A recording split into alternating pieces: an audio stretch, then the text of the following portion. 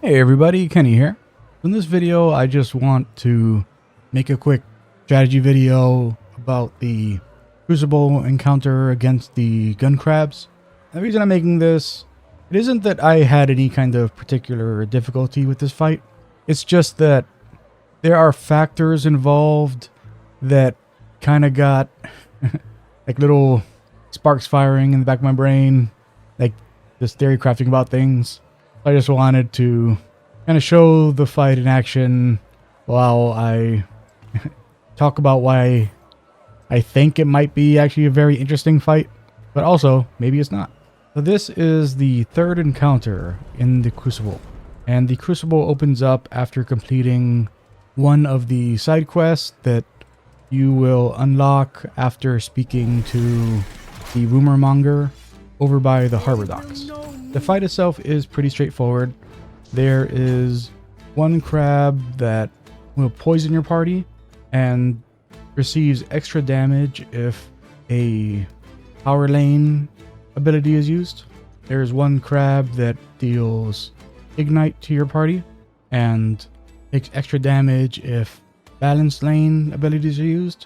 And then there is a crab that gives shrapnel shards to your party, meaning that any hit they receive, they'll kind of proc a little extra damage because of the shrapnel.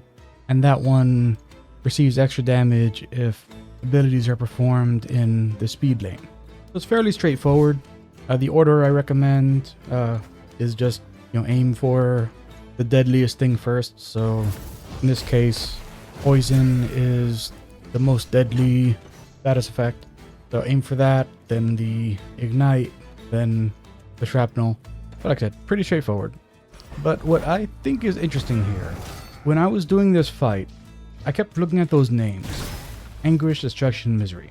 And it got me wondering if the developers, since the developers of this game, Airship Syndicate, are made up of former members of Vigil, who were the developers of the first two Darksiders games.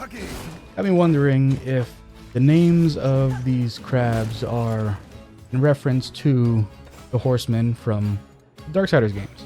Now, if you know your biblical theory but not the game Darksiders, you may be wondering how those names are in any way associated at all.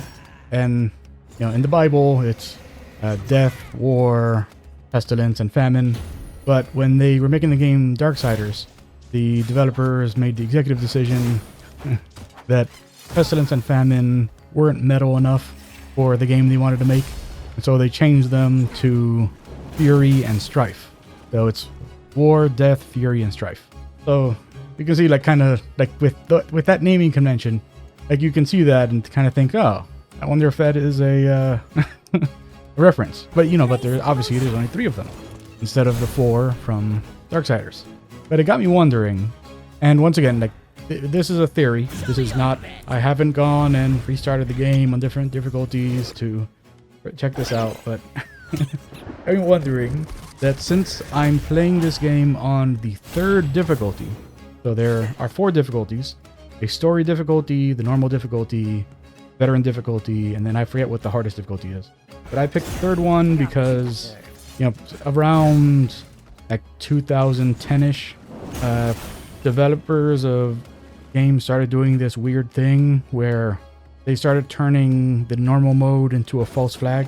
So a lot of games since 2010, 2011, that era, ever since then, what would have been considered an easy mode prior to 2010 is now the normal mode in most games. And what would have been considered the normal mode in games prior to 2010 are now considered the veteran mode, or some kind of hard mode that doesn't have the name hard on it. So that's why I picked the veteran difficulty, because I've gotten accustomed to the fact that if I play a game on normal, then it's actually just way too easy and it doesn't give you any kind of reasonable challenge. And I don't play games for crazy challenge. It's just that you can tell when a game is balanced to be a certain way, that your abilities are meant to be used in a way that enemies should be approached via certain routes. So I've just gotten used to playing games on whatever the whatever difficulty is above normal, just because that tends to be the actual normal difficulty now. So I was thinking about it, and kind of wondering, if you were to play the game on story mode, would you just get the balance one? So just like, if would only destruction show up? If you were to play on story mode, if you were to play on normal mode, would anguish and misery show up, since those are the power lane and speed lane ones? And then on veteran, you get all three of those. And then I start thinking, I wonder if on the hardest difficulty, then this is actually a chain battle, and you have to fight all three of them. And then when you beat them, either one more bigger crab comes out that fits the naming convention, or they like Voltron up and turn into, you know, a bigger crab that you fight for the last one. Once again, I don't know if that's the case. It might be. And honestly, if you played this game and you played it on one of the other difficulties, and you happen to know if when you did this fight it wasn't 3 crabs, then I'd appreciate leaving a comment mentioning that, just because I think that's fun.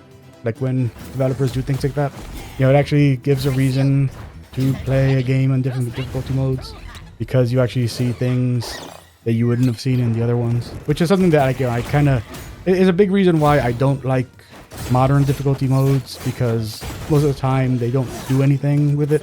It used to be that, you know, like a lot of times, you know, different difficulty would be a reward for having beaten the game like another way, and by beating it and unlocking that new difficulty mode, now like new features and things unlock, like meant to help you deal with challenges, you know, like, and like bosses have new phases and things like that.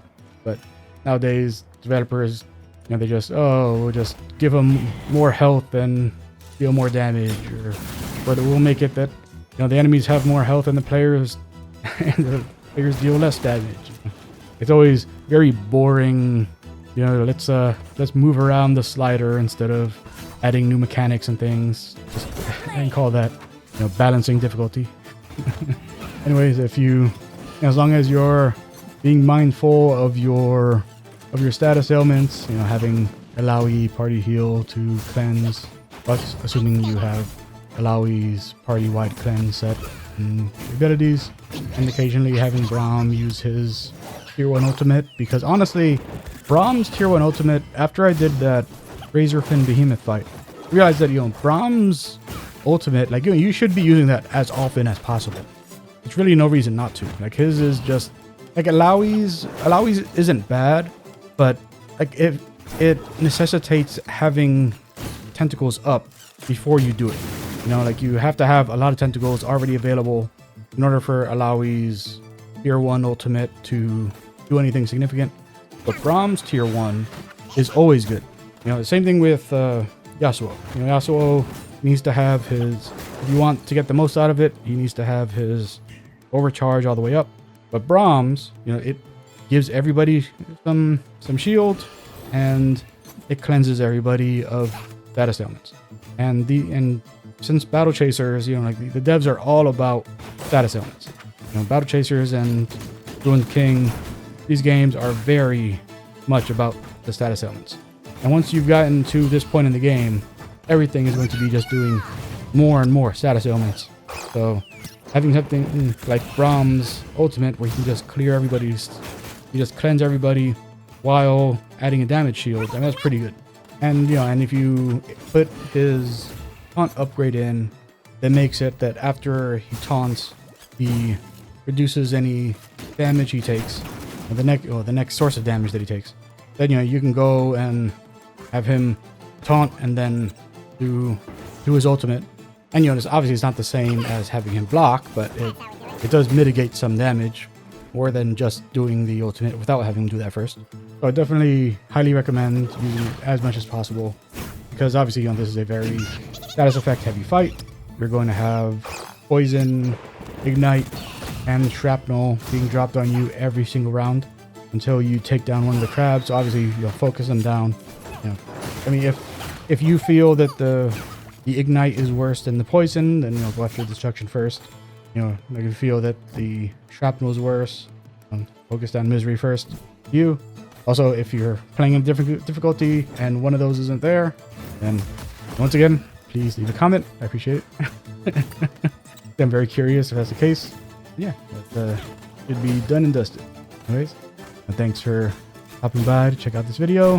This is honestly more of a of a theory video than it is a strategy video, but it's something that I'm very curious about.